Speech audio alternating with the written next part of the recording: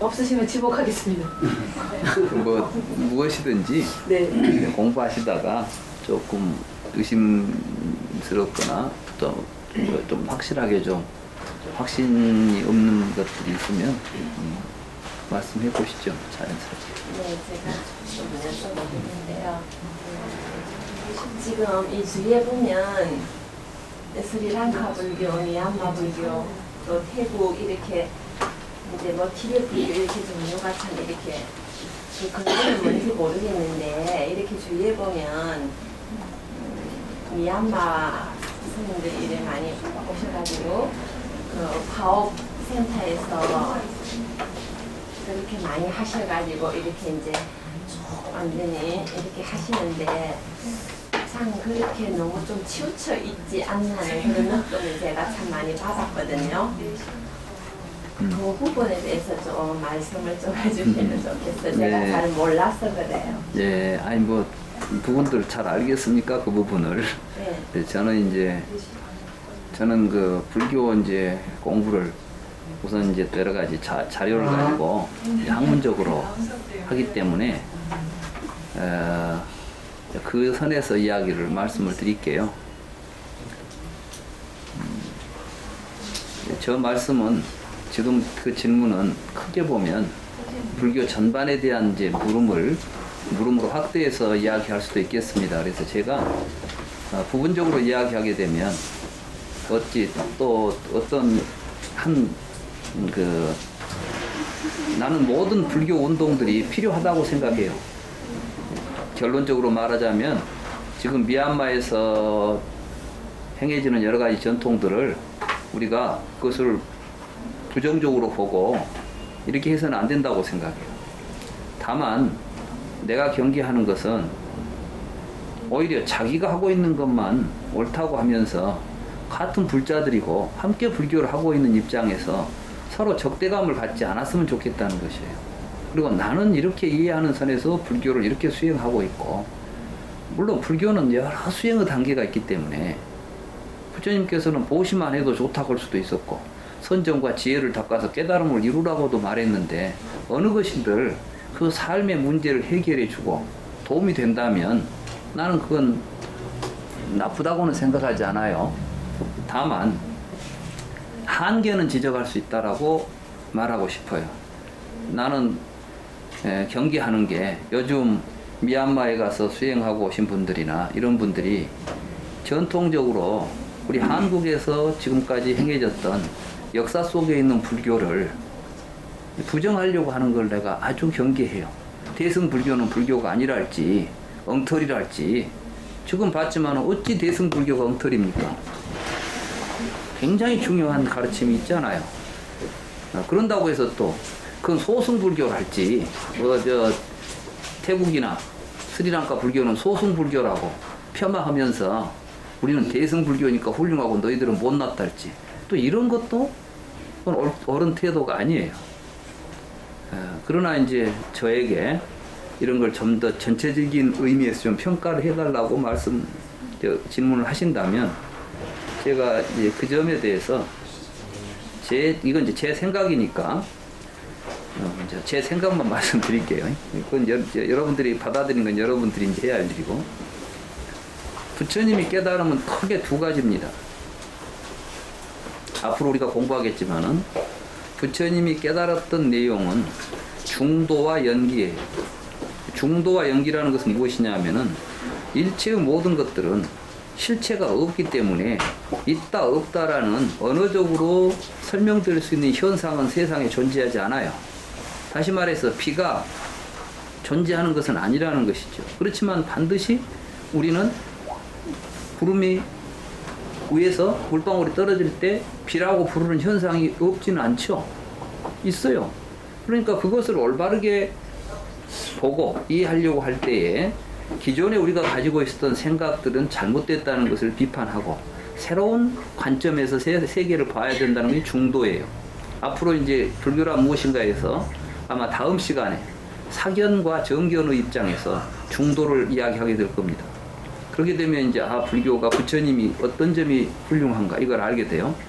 다른 말로 말하자면 내가 처음에 우리는 전부 지금 잘못된 관점에서 세계를 보는데 자기 반성 없이 보기 때문에 이런 일이 나타난다. 그걸 반성해 보면 바른 관점을 갖게 된다. 불교 출발이 바른 관점에서 출발하지 않습니까?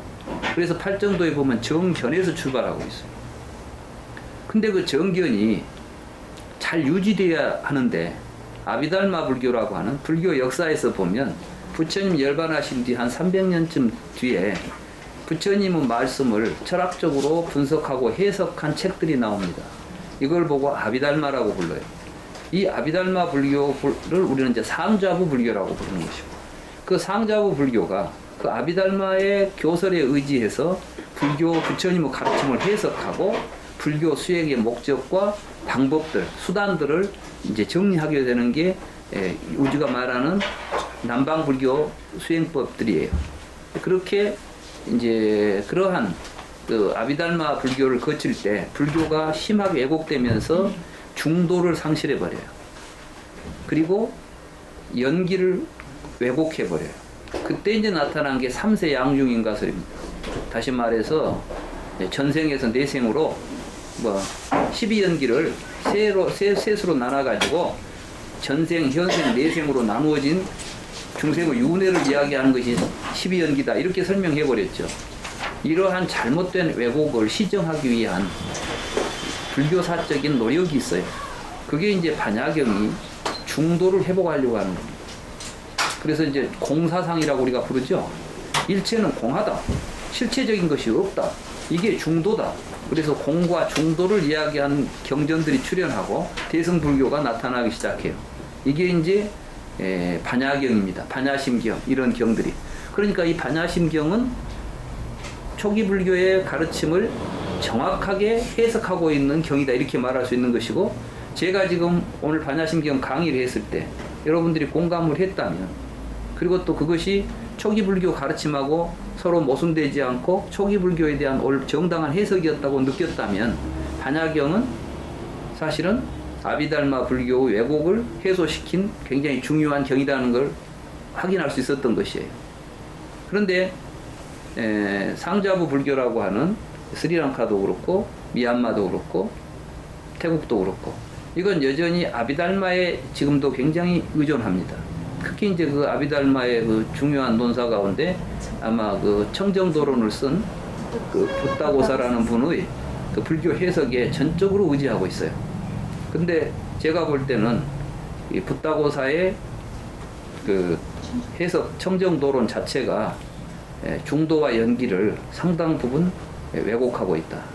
그렇기 때문에 거기로부터 정말 부처님이 우리에게 보여주고자 했던 깨달음의 세계가 여실하게 드러나기는 쉽지 않다. 그래서 그 수행이 우리에게 해로운 것은 아니되 궁극적인 깨달음으로 가기에는 한계가 있다고 느껴진다. 이게 이제 제가 보고 있는 것이고, 또 그들의 수행법을 저도 이제 뭐 보리수선원에 가서 이제 한 차례 그 윗바사나 한다고 하도 해봤어요. 그런데 해보니까 거기에는 지금 우리 불교에 보면 경전 교리들이 있지 않습니까? 12처, 18개, 5원, 12연기 뭐 이런 여러 교리들하고 수행이 접점이 없어요. 수행은 수행대로 가버리고 교리는 교리대로 놀아. 이거는 아니에요. 말하자면 부처님이 말씀하셨을 때는, 아까 내가 반야심경 강의할 때는 그 여러분들이 우리가 수행하는 것하고 부처님이 말씀하신 교리들이 떨어져 있던가요? 붙어 있던가요? 붙어 있어요. 그걸 이야기하고 있는 거예요. 지금 그것을 정확히 보고 가는 게 수행인데, 그렇게 되면 뭐가 되냐면은 현실과 이상들이 이렇게 서로 어긋나 가지고 신비주의로 갑니다. 이제 누구는 우리는 지금 무지의 세계에 있고 저 세계에 가서 뭔가를 보고 있는 뭐 신통력이 하나 있는 것처럼 이렇게 해가지고 이제 이런 그 잘못된 수행의 결과들이 초래될 우려가 있다. 또 그런 걸 지향할 수도 있겠다. 이런 게 이제 좀 있고, 그래 좀 그런 게 이제 위험해 보인다는 것이고, 그 다음에 연기라고 그랬죠. 연기에 대한 왜곡을 이제 해소하기 위해서 중관이라고 하는 중도가 이제 중관 사상이 나타나잖아요. 용수보살이 중론이라는 논서를 써요. 이 중론이라는 논서가 나왔을 때 기존의 부처님의 깨달음의 연기에 대한 해석들이 새로운 이제 그 길을 찾게 돼요. 그게 유식 사상이에요. 그래서 이제 유식이라고 하는 것은 부처님의 연기설을 이제 중관 사상의 중관 사상의 출현에 자극을 받아가지고 그 중간 사상을 익힌 사람이 중도의 입장에서 실상의 입장에서 이제 연기를 해석해낸 게 유식 사상입니다. 그런데 요즘 우리들에게는 또 중간과 유식은 서로 모순된 사상처럼 사람들이 또 이해를 해요. 전혀 그렇지가 않고 이제 그것을 같은 맥락으로 가면서 이런 것들이 이제 대승경전에 다양한 대승경전 속에 투영되면서 화엄경, 열반경 이런 경전들이 이제 출현하게 된다. 그래서 대승경전이 오히려 부처님의 참다운 세계를 제대로 보여준 경전들이 될 수 있다. 근데 그 대승경전이 초기 경전과의 연관성이 무시된 채 대승경전 자체로서 이해하려고 보니까 많은 오해와 잘못된 해석을 가져왔다. 나는 이렇게 보는 것입니다. 그래서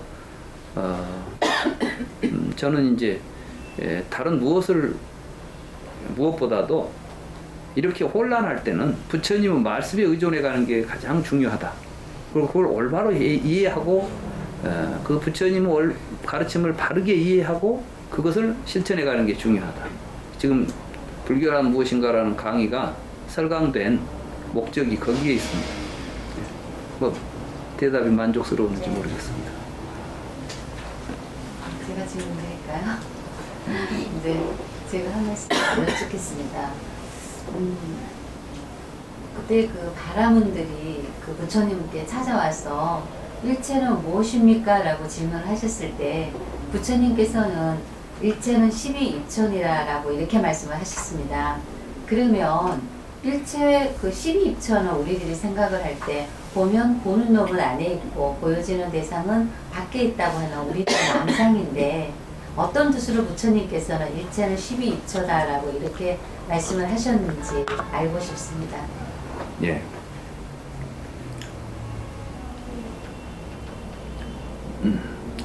인도에서 우리가 이 말씀은 굉장히 중요한 건데 요즘 보면 불교를 공부하시는 분들도 그 점을 약간 좀 망각을 해가지고 인도 철학을 해석하는 가운데 그 문제들이 발생하는 경우가 있는데 인도 사람들은 세계, 로카라고 하는 말이 있잖아요.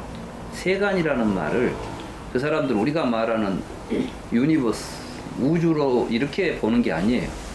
그게 뭐냐면은 인도 철학의 그 구조를 보면 인도 사람들은 목사, 해탈을 추구합니다. 그 해탈이라는 건 뭐냐면 현실 세계, 생사에 태어나서 늙고 죽는 현실 세계가 있고 거기로부터 벗어나는 세계가 있다고 봐요. 그래서 그 세계를 벗어나기 위해서 이제 수행을 해야 된다고 생각하는 사람들이에요. 그래서 현실에 만족하지 않고 현실을 벗어나려고 하는데 그런데 우리가 지금 겪고 있는 이러한 현실들, 세상 사람들이 중생이 살고 있는 세계, 이걸 로카라고 불러요. 근데 이제 그 로카 외에 다른 게 없다라고 해버리면 로카였다가 되는 거예요. 이제 말하자면 세속 외에 다른 데 뭐가 있대? 이거 여기서 끝이야. 이렇게 하면은 이제 수행을 부정하게 되죠. 지금 우리는 전부 로카였다들이에요. 그러니까 여기서는 뭐가 제일 중요하냐면 돈이 최고 좋죠. 그냥 돈만 있으면 죽을 때까지는 안심하고 사니까. 죽은 뒤에는 어떻게 될지 모르니까 아무렇게나 살면 되는 거예요. 그냥 도덕도 뭣도 없는 거죠. 이런 로카라고 하는 거, 다시 말해서 지금 중생들이 살고 있는 이 세계가 어디서 비롯됐냐? 우파니샤드에서는 그것도 브라만으로부터 나와요. 브라만이 나와가지고 여러 가지 세계를 만들어 놓고 아트만으로 들어가 있는데 그것을 무지하고 이 브라만과 아트만의 진실을 알지 못하는 자들이 고통을 겪으면서 생사를 윤회하다가 진리를 깨달으면 범천에 가게 된다. 이런 이제 생각들 하는 거죠. 그러면 불교도 부처님께서 생사를 윤회하는 중생들이 생사를 벗어나서 열반 해탈을 추구해야 된다. 이렇게 이제 가르쳤잖아요. 그러면 중생들이 사는 이 세계를 만들어내는 근원은 뭡니까? 이렇게 물었던 거예요. 그러니까 그것은 12입처다. 이렇게 말해서. 12입처라는 것은 그럼 뭐냐? 이건 바로 보고 듣고 냄새 맡고 맛보고 만지는 우리의 삶을 왜곡시킨 것이 우리들이에요. 다시 말해서 아까 보니까 보는 놈과 보이는 놈이 있어요. 보지 않으면 보는 놈도 없고 보이는 놈도 없습니다. 이 말이 여러분들에게는 굉장히 이해가 잘 안 될 거예요. 여러분들은 소리를 들었죠?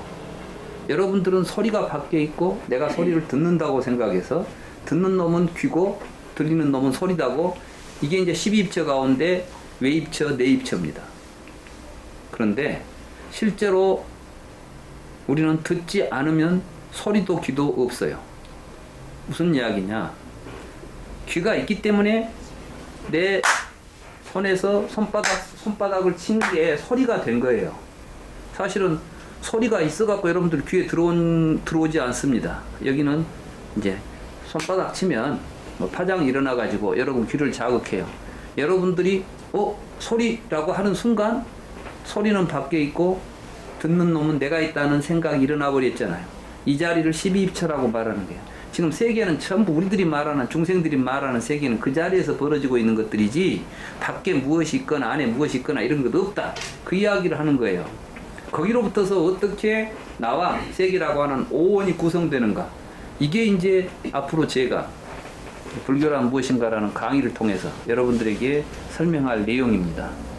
그래서 이제 이 이야기는, 근데 지금까지 12입처를 그런 식으로 해석을 하지 않아요. 어떤 사람도, 아무도 지금 내가 이 논문을 쓴 게 20년이 넘었는데 아직도 그 부분에 대해서 제대로 그것을 이해하고 그 입장에서 불교를 이해한 사람이 없어요. 그건 굉장히 이제 내가 좀 안타까운 일인데, 그래서 일체는 12입처다. 바로 그 12입처로부터서 허망한 의식들이 만들어지면 18개가 만들어지고 그 18개를 토대로 해서 우리들의 삶이 전개되는 것을 촉이라고 그래요. 그로부터서 오원이라고 하는 자아의식들이, 허구적인 자아의식들이 만들어진 오원, 이것이 실체가 없다는 것을 이야기하는 것이 불교예요. 네, 그런 의미가 있습니다. 그래서 12입처는 일체가 12입처다라는 말 속에는 이제 업보는 있으나 작자는 없다는 이야기하고 굉장히 맞물려 떨어지는 중요한 말씀이다. 그 이야기는 지금 간단한 이야기가 아니라서 아마 이번 강의를 하는 동안 내내 주제가 될 것입니다. 아까 말씀하셨죠? 아까 말씀 중에 고시 말씀하셨는데, 제가 평소에 이제 갖고 있는 논문 중에 하나인데, 제가 지금 배우고 있는 근본불교에서 말하는 무아를 제가 여태까지 이해했던 무아가 다르잖아요. 다르다 보니까 생기는 걸 수도 있는데요. 이제 고시를 했을 때 했다는 사람이 없는 게 무아잖아요. 그거를 생각, 어떻게 보면 내가 했다는 그 생각이 없는 게 이제 무아인데 라고 저는 지금 이해를 하는데, 그 불편한 이 고시를 하게 되는 경우가 어떤 불편한 안 좋은 상황, 어려운 사람을 봤을 때 불편한 마음이 일어나는 거거든요. 제 마음에서 생각이 그렇게 났을 때 제가 뭐 돈을 주거나 고시를 하게 되는데, 줬다는 생각은 없지만 불편한 마음이 일어났다는 그 자체가 일단은 설명이 됐는지 모르겠는데, 예. 제 생각에는 그거 자체가 일단은 그 마음이 줬다는 생각이 없어도 사실 불편한 마음을 봤을 때 일어나는 그 자체가 무아가 아닌 것 아닌가요? 거기에 이게 말이, 무아라는 말이 그 뭐 없다 하니까. 네. 근데 없을 수가 없죠. 그건 저 목석이 아닌 한 내가 뭘 주면서 내가 줬다는 생각이 없다가 아니라, 사실은 이제 그걸 설명할 때 우리가 이제 거기에 훈습이 돼서 그래요. 금강경을 읽으면 그 무주상 보시가 뭐냐, 그러니까 삼처가 공한 것이 무주상이다. 삼처가 뭐냐, 그러니까 주는 놈도 없고 받는 놈도 없고 오고 간 놈도 없어야 된다. 뭐 그 말이 뭔 말이에요. 우리가 이제 얼른 생각하면, 근데 그런 보시가 과연 어떻게 실질적으로 가능할까? 근데 그 말 속에는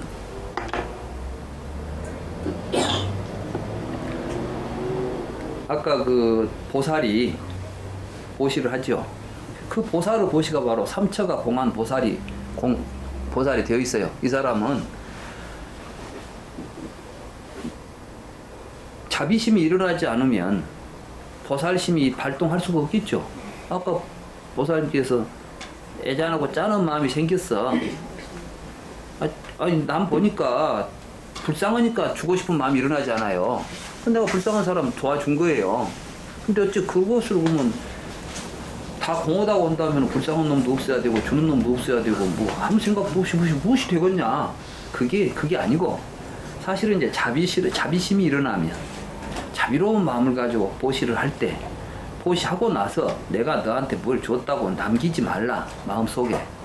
그래가지고 이제 내가 너 줬으니까 다음에 너도 나한테 뭘 좀 주거라 뭐 이런 거 기대하지 말라는 것이지. 그리고 그 사람이 정말 불쌍하고 힘들어 보이니까 도와줬어. 근데 그 사람이 그걸로 통해서 힘을 얻었으면 그걸 보고 기뻐하면 아 참 잘됐다 이렇게 생각하는 것이에요. 그렇지 거기에 딱 또 되고 막 뭐 너무 또 철저하게 무아를 이야기하려고 하면 안 되고 이제 우리의 삶이 되게 보면은 그 좋은 친구들이 뒤에 가면 서로 나빠지더라고요. 왜 그런가 봤더니 그게 전부 이제 그 아공 무아의 실현을 못해. 그러고 나서 주고 친구니까 솔직히 줄 때는 바라지 않고 줬어요. 그죠? 근데 뒤에 내가 힘들어졌는데 전혀 뭐가 없어. 그러면 서운해. 그지? 그러고 나서 세상에 저 까마득은 잊었던 것이 다 다시 생각나는 거야. 아니? 이런 경우들이 있잖아요. 근데 이제